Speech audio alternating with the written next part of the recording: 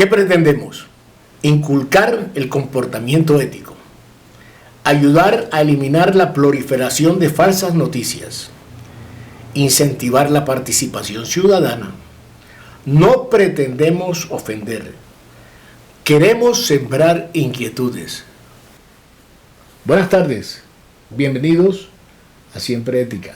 Hoy tenemos en el cuarto programa un invitado muy especial. Se trata de José Orellano Niebles.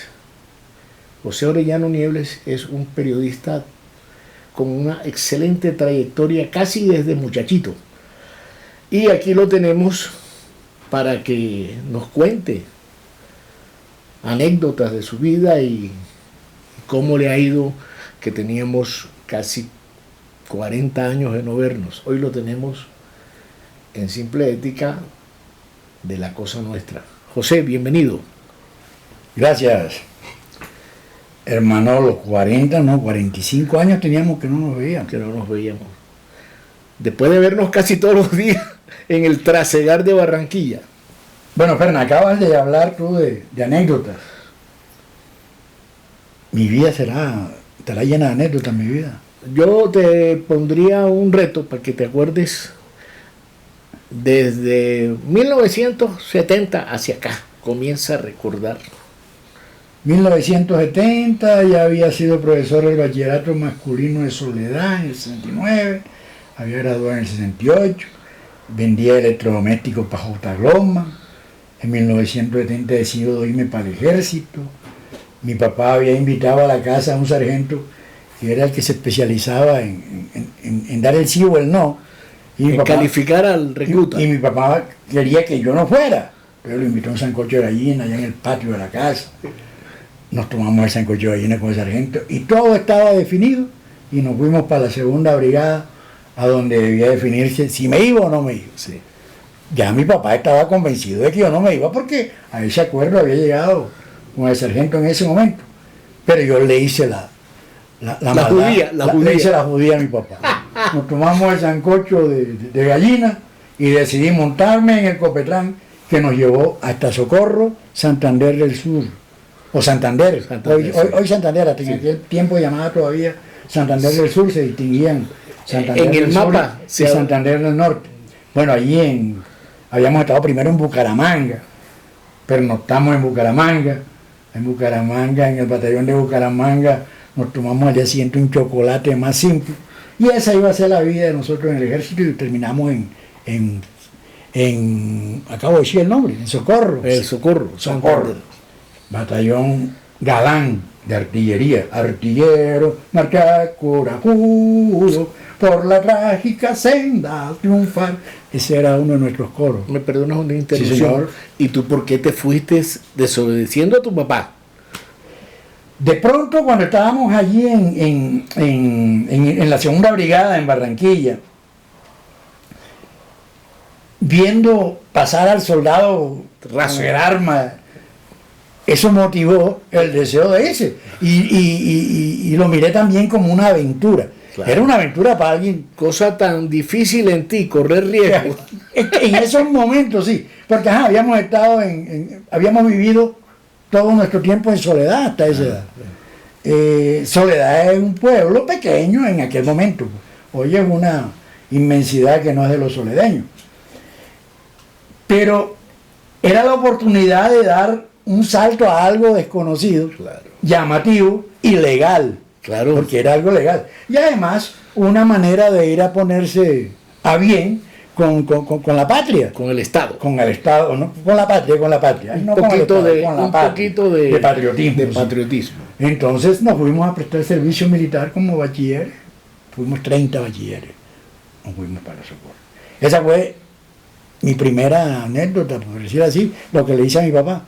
Mi papá se esforzó en hacer sancocho de gallina, que el sargento fuera y se lo comiera en la casa, bajo los palos de mango y de guayaba. Sabroso, esa escena sabrosa de la costa. Y entonces se la hice a mi papá, esa fue la primera jugada contraria que le hice a la pregunta final de la anécdota.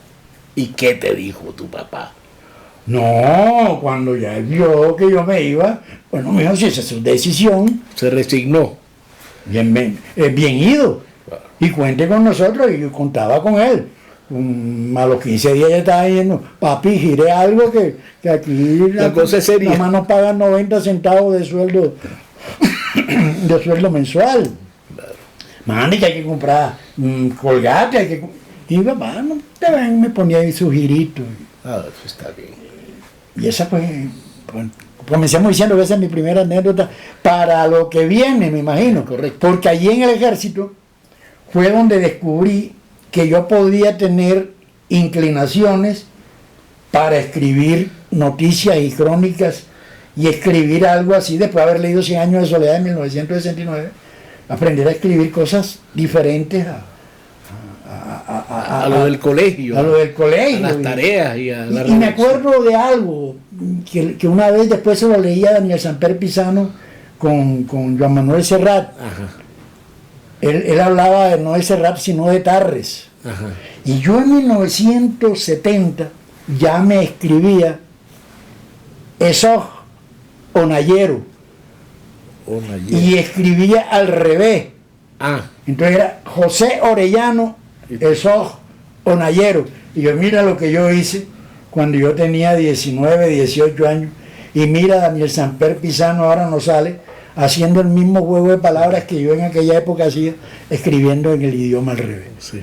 Entonces él llamó a Serrat Tarres y ya yo había escrito Onayero. Y así me firmé muchas cosas en periodismo y en cartas de amor y en Onayero. Sí, eso, Onayero.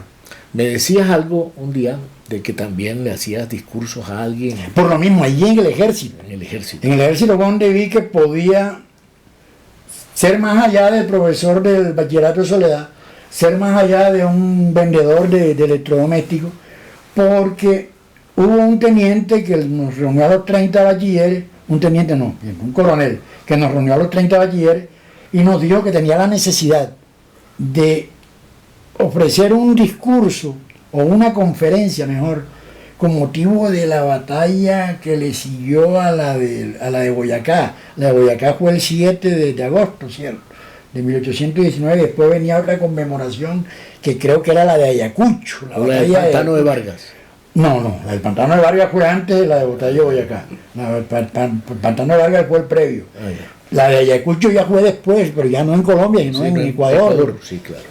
Y yo le escribí sobre algo que investigué en los libros que tenía, porque yo manejaba también la biblioteca. Entonces, saqué algunos resúmenes y le redacté la conferencia. Y ese hombre quedó feliz. Claro. Y me hizo después, posteriormente, escribirle otra conferencia. Escribí 2 conferencias estando en el batallón. Entonces, cuando salí del batallón, que volví a vender electrodomésticos, se me metió el cuento de que tenía que estudiar comunicación social. Claro. Y me fui a estudiar comunicación social. Eso sí, nada más hice medio semestre.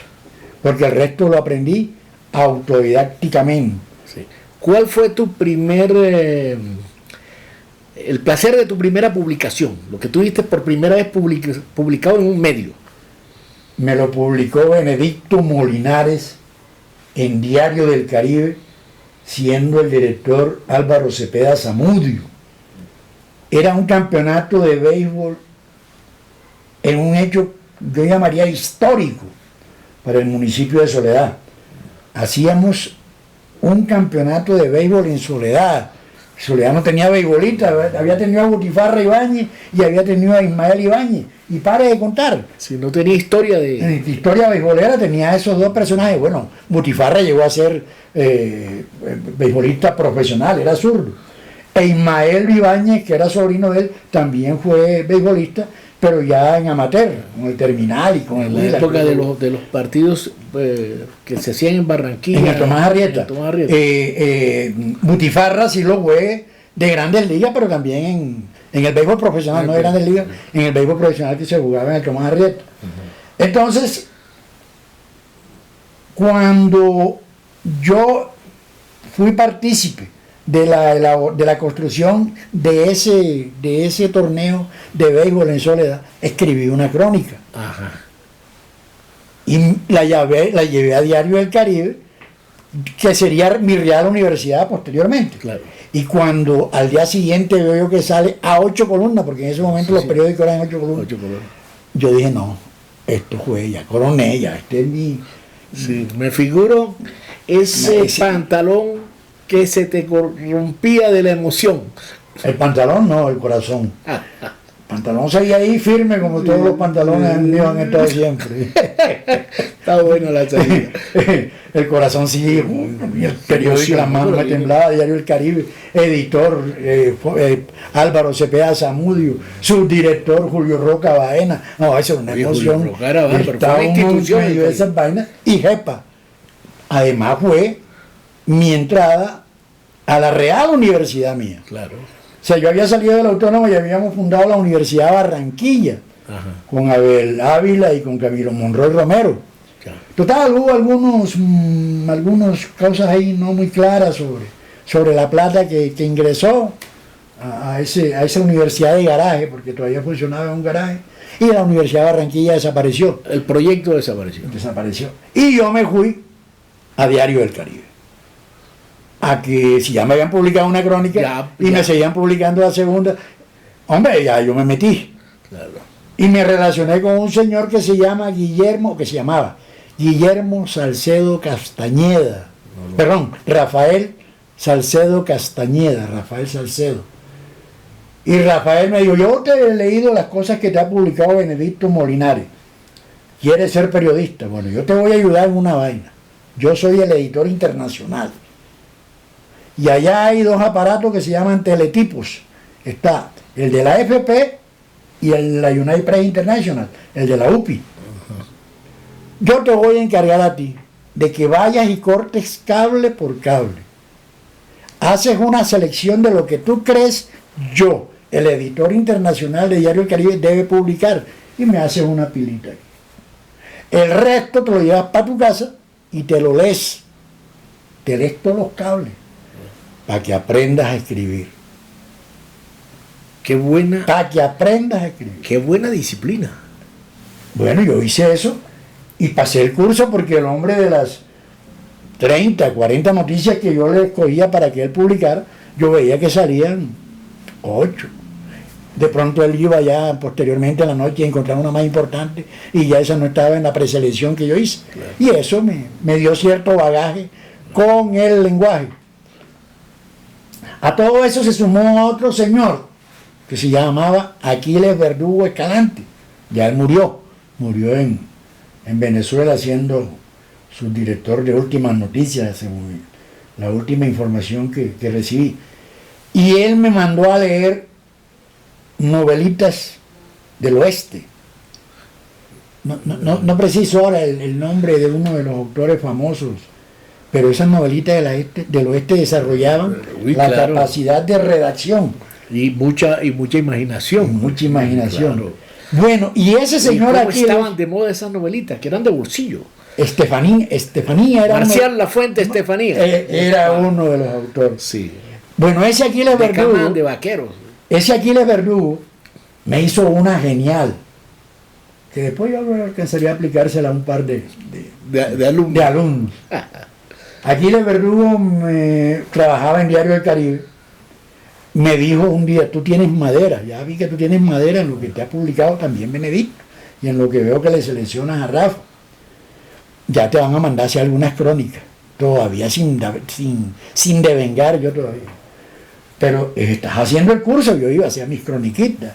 Y Fabio Poveda Márquez me mandó a cubrir un campeonato nacional de béisbol en el Tomás Arrieta juvenil. Claro. Yo cubría el partido de las 10 de la mañana, el de las 2 de la tarde, el de las 4 de la tarde, y Fabio Poveda cubría el partido estelar, el de la noche. Entonces yo no veía el de la noche, sino que el de la noche lo pasaba estando en Diario del Caribe y escribía las crónicas sobre el primer partido, el segundo partido, el tercer partido. Y ya me fui dando a conocer en el argot deportivo, del periodismo deportivo. Claro. Bueno, cuando el hoy alcalde de Soledad, fíjese por dónde va la historia, José Herrera, era redactor, claro. Era redactor de Diario del Caribe, redactor deportivo. Él se retiró para ejercer su profesión de abogado y quedó esa plaza. Mi papá había hablado con alguna gente muy vinculada con el Diario del Caribe y logró que se me nombrara en reemplazo de Joao, y entré a Diario del Caribe. Aquiles Verdugo ya se sentía autoridad sobre mí porque ya pertenecía yo al personal, claro, de nómina de Diario del Caribe, y me mandó a escribir a cubrir cualquier información, y cuando yo la escribí me la rompió 3 veces. Esa vaina así es. Lo que dolía ahí era que uno no tenía nada en que volver a basarse, a reiniciar la producción mental, no como hoy. Oye, a mí me borran un poco de cosas, pero me quedó ahí en el computador la cosa y no hubo necesidad de romperla, le borraron párrafos. Y así se forjó lo que yo llamo la verdadera universidad, claro, en la que yo me hice periodista. Después salté al Heraldo, ya viene lo que... ¿Saltaste al Heraldo en qué circunstancias? ¿Cuál fue tu ¿cómo se llama? Tu llamado al Heraldo, tu vinculación, ¿cuál fue el motivo? Digamos que hubo ahí algún detalle de inexperiencia profesional en Diario del Caribe, hubo un amorío que finalmente me dejó 2 hijos, y por ahí se suscitó... Se deterioró la relación laboral. Sí, y eso fue un 7 de agosto precisamente, y el 15 de agosto ya yo estaba vinculado al Heraldo. Arturo Fernández Renovicki, por intermedio de un fotógrafo que se llamaba Álvaro Ojeda, me aceptó de una vez, sin más nada, vaya y trabaje y publique la crónica que no le quisieron publicar ya en Diario del Caribe, de una señora Orellano de Arellana que cumplía 103 años en Galapa. Sí. Y yo había hecho la entrevista y no me la publicaron, entonces escríbala y debute con eso, y así apareció. ¿Parienta tuya la señora Orellana? Nada, no era nada, era galapera simplemente. Y ahí se ingresé al Heraldo a hacer carrera, porque en el Heraldo hice mi carrera profesional, ¿no? El Heraldo prácticamente fue tu catapulta a la popularidad y a la consideración y a mostrarte tu calidad como periodista. Digamos que sí, lo reitero, sí. Porque es cuando yo me acuerdo más de ti, porque lo otro del Caribe yo no lo conocía, pero yo cuando estaba en el Heraldo yo así sabía quién era José Orellano y me lo encontraba en todas partes, nos veíamos, nos saludábamos, etcétera, etcétera, pero ya tú eras José Orellano. Sí, ocurrió algo en el interior de la redacción del periódico, a mis pocos meses de estar vinculado al medio, y quedó una oportunidad a manera, digámoslo así, de sorteo. El coordinador de redacción había sido retirado del periódico y quedaba esa vacante. La responsabilidad del coordinador de redacción era cerrar el periódico, trabajo que se hacía nocturnamente, nochemente, una palabra que instituyó Aquiles Verdugo, se hacía nochemente. Y nadie de mis 8 o 10 compañeros asumió el reto, nadie quería, a pesar de lo que ofreció el director, que bajó a la redacción y dijo, hay 100 pesos semanales para quien asuma el turno. O sea, perdón, hay 100 pesos por noche, claro, que se pagan cada semana por quien asuma el turno de coordinador. Y puede ser rotativo. Yo fui el primero que arrancó. Me gané 500 pesos en la primera semana. En la segunda semana, nadie. 500 pesos. Repetiste. Más. Y total, ya todo el mundo dijo, hombre, José se quede con eso. Y José Orellano se quedó como coordinador de redacción cuando tenía 6 o 7 meses de trabajo. Recién entre praxis, sí, recién. Un salto impresionante. Y después sería el asistente de Juan Gozaín, cuando Juan Gozaín regresó al Heraldo como jefe de redacción. Y después que salió Juan, ahí sí ya asumí yo como jefe de redacción, como coordinador de redacción. Cargo que lo nominal no implicaba nada, lo que se hacía. Pero ocurrió un detalle que yo deseo exponerlo, porque es literalmente real. La columna que realmente me catapultó a mí fue Al Oído. Al Oído. Al Oído era una sección que había inventado la extinta colega Beatriz Manjarres. Pero un día cualquiera me llamó el director, me dijo: José Orellano, venga acá, usted es el coordinador de redacción, yo quiero, sin que salga de usted y yo, que asuma la columna Al Oído. La escribe usted a partir de este momento y la firma usted. No dé ninguna explicación, asúmala, y yo la asumí. Era una orden direccional. Y a partir de ese momento comenzó de verdad la fama. La popularidad. La popularidad, mejor Sí. que fama. ¿Por qué? Por allí pasaban modelos, abogados, literatos, poetas, jugadores. Todo el mundo quería que se le dijera algo en Al Oído. Claro. Y alcanzó tanto, pero tanto poder esa columna, que con Edgardo Pereira, que era un almacén de Barranquilla, Que vendía ropa ajustadores. femenina, ropa femenina y camiseta. Y no lo confunda con Leonisa. Leonisa es Leonisa y Edgardo Pereira vendía todo. Él era el distribuidor de esa vaina. Entonces nos inventamos para un carnaval el concurso EP Al Oído, Edgardo Pereira Al Oído. Alrededor de una figura de la farándula barranquillera, cantante en esos momentos bien asentada en la fama a nivel nacional, María Eugenia Murgas, Jimena. Jimena, claro. Yo cogí sin preguntarle a Jimena, porque ya éramos amigos. Tomé el nombre de Jimena y lo puse a que se me escribiera algo alrededor de la historia de Jimena. Que me mandaran fotos, que hicieran lo que fuera, pero que se relacionara con Jimena, y tenían derecho a participar en el concurso por 1000 camisetas Al Oído, Edgardo Pereira, o Edgardo Pereira Al Oído. Eso lo presenté oficialmente, y eso fue impresionante. Al cabo de 22 días había 5000 cartas en la oficina que yo ocupaba, ya en propiedad. Después de que Gozaña había salido, él dejó un cubículo, y ese cubículo lo asumí yo en mi condición de coordinador o jefe de redacción. Y eso era una caja inmensa, repleta de cartas y cartas y cartas.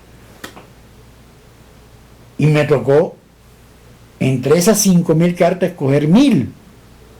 Bueno, jugó la amistad, jugaron muchas cosas, pero en todo caso aparecieron las 1000 cartas que debían ser premiadas con una camiseta Al Oído.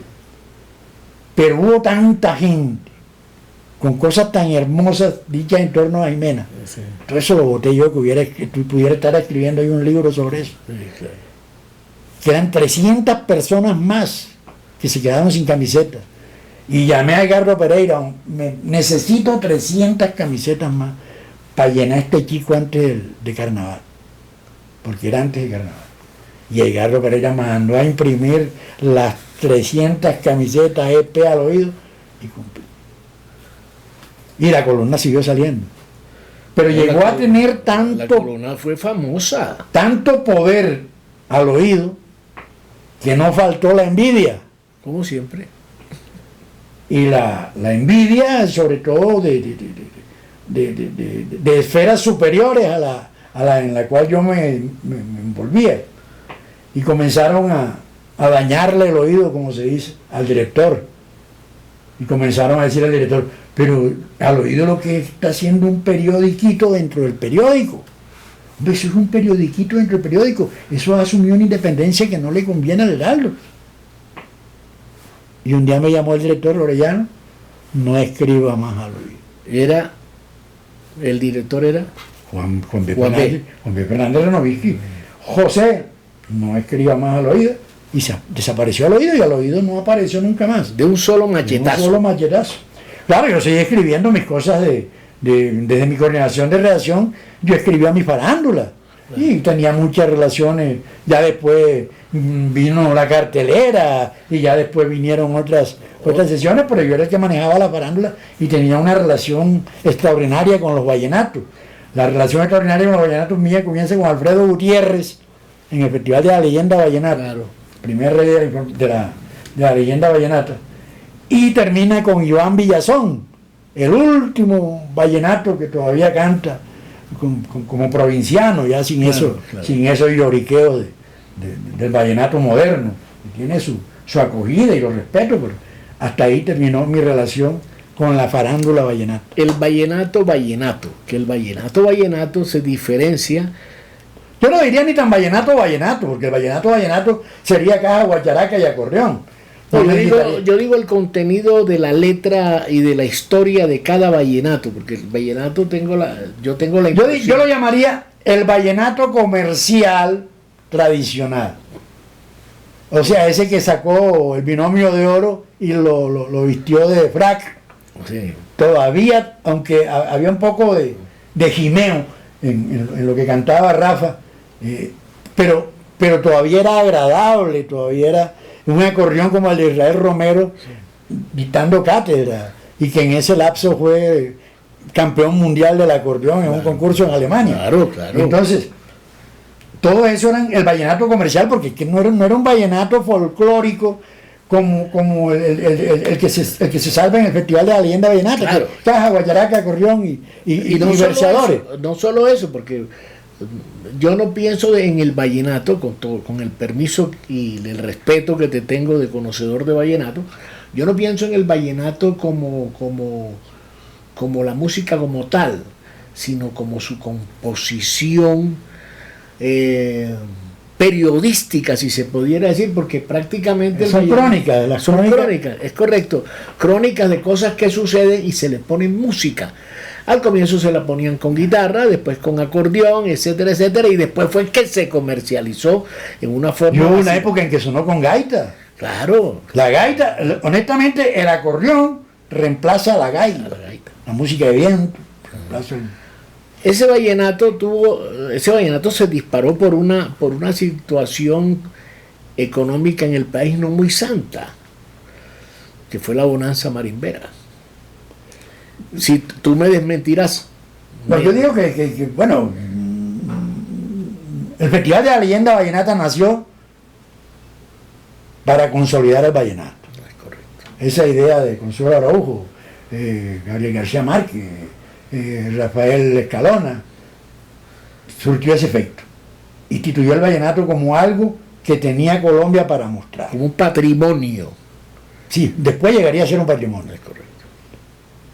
Se fue saliendo de las barriadas, del pobre barrio, y se fue metiendo en los clubes, gracias a ese Festival de la Leyenda Vallenata. El primero que lo internacionalizó, y eso no tiene vuelta de hoja, se llama Alfredo Gutiérrez. Claro. Cuando se lo llevó a México y le puso mariachi al vallenato y todo lo que hizo. Después, ahorita actualmente hay que reconocerle méritos a Carlos Vives, así no Claro, sea. que también le dio otro Con la provincia, sí. Claro. Pero la marimba entra en un momento, sí, 1976, 71, 72, eso todo. cuando ya comenzaron los mensajes a favor de los capos, Sí, y los saludos, y las camionetas que se regalaban por un saludo, Sí. y en una periborrachera tome la llave y coja la camioneta donde le entra la llave y se lleva ese carro. Todas esas cosas se dieron dentro de esa subcultura. La gente habla de la cultura de la marimba, no, la subcultura, porque la cultura es una sola. Claro. Todo lo demás que va debajo de ella es sub. Sí. Entonces, esa subcultura de la marimba sí dañó un poco, pero no disparó al vallenato, no. Al vallenato lo dispararon sus intérpretes, sus ejecutores. Los diferentes intérpretes que lo internacionalizaron y que produjeron una demanda masiva de. Pero fíjese que hoy se toca vallenato en México y en Argentina. Aparte, yo le oí ¿cómo se llama? A don Emiliano Zuleta Vaquero, Al viejo Mille. al viejo Mille, en una entrevista que le hicieron, oía que él decía que él recibía de Saico regalías. Chequecito de 40 pesos, de 40.000 pesos, tal, pero que gracias a las interpretaciones de su música, Ah, pues está fría. de Carlos Vives, esos cheques se volvieron más frecuentes y eran de 400 millones de pesos. Sí, claro. Ahora, eso lo oí hace rato, pero 400 millones de pesos son plata donde la pongan. Sí, la gota fría, pues es una de las cosas que Carlos Vive llevó a que la cantara hasta Paloma San Basilio. Imagínate tú. Entonces es una cosa. Por eso la marimba no tiene nada que ver En la catapulta no. de... La marimba lo que tuvo y lo que sí tuvo bastante fue en el costo Sí. para presentar a una agrupación. Si la agrupación comenzó tocando por 5 millones de pesos en ese tiempo, llegaba el señor del dinero rosado y le decía, yo no te pago 5, yo te pago 50, pero vienes y me tocas a mí. Entonces ahí fue donde funcionó full. Y ahí fue donde comenzó el incumplimiento de un famoso que no llegaba porque le habían pagado otra plata superior 10 y 20 veces al compromiso que tenía con otro empresario. Gran artista, indiscutiblemente. Sí, gran artista, una gran voz, una gran capacidad para crear. Pero bueno, todos los humanos cometemos errores. Ahora yo te voy a hacer otra pregunta. ¿Fuiste asesor de imagen o jefe de prensa de una campaña de un candidato? Sí. Yo tuve cualquier cantidad de entradas y salidas al Heraldo. Yo siempre, el otro día sumaba 13 y 13. La única vez que pedí yo ingreso al Heraldo fue la primera. Los demás te llamaban. Además me llamaron. Y no lo digo por vanidad, lo digo por honor a la verdad. Incluso llegó un momento en que de manera independiente creamos una empresa como Unicentro, con Mejía Vargas, y le vendíamos al Heraldo y ganábamos más plata. Le vendíamos la columna Torre de Control, le vendíamos la columna Campus, le vendíamos fotografías, le vendíamos crónicas y le vendíamos noticias. Claro. Teníamos 5 formas de percibir de captar. Mejía Vargas y José Orellano. Y estando en esa se presentó un problema con un coordinador de redacción nocturno que no le atendió bien el mensaje al director y se fue y llamaron nuevamente a Orellano. Orellano, ¿usted es capaz nuevamente? O soy capaz nuevamente. Ya yo había fundado La Libertad. Claro. Ya había salido de La Libertad. Y lo hice. Claro.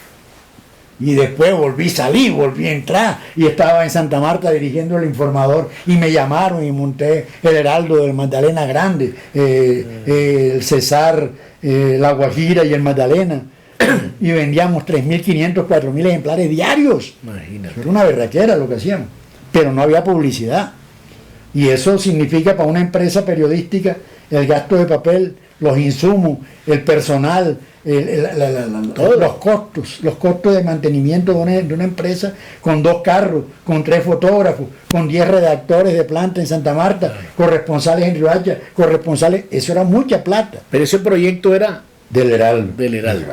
El Heraldo me llamó a mí a que lo manejara yo periodísticamente de Santa Marta. Claro. Y compró una inmensa casa y fue una maravilla.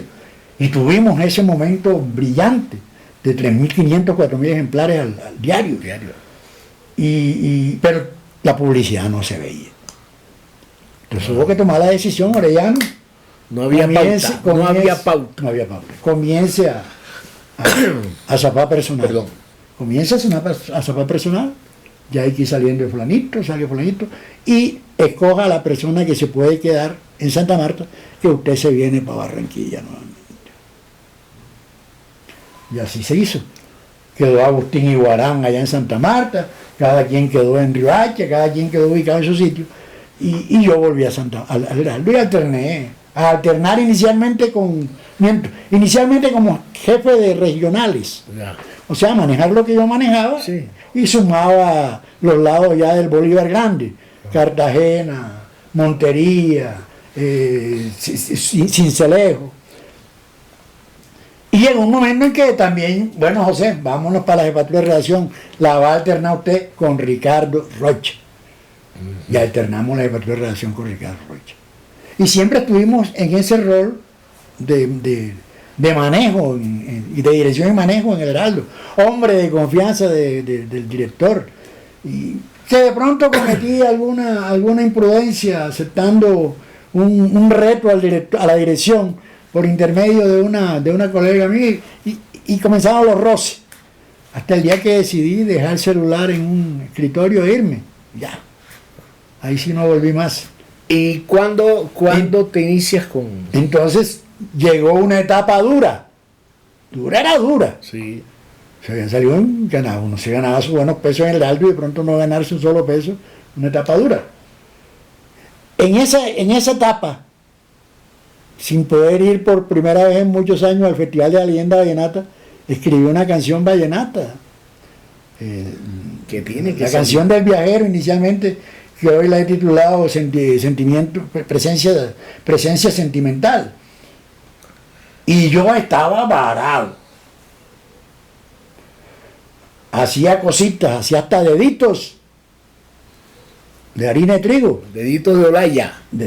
Para tratar de montar una industria independiente, porque no quería saber nada de periodismo.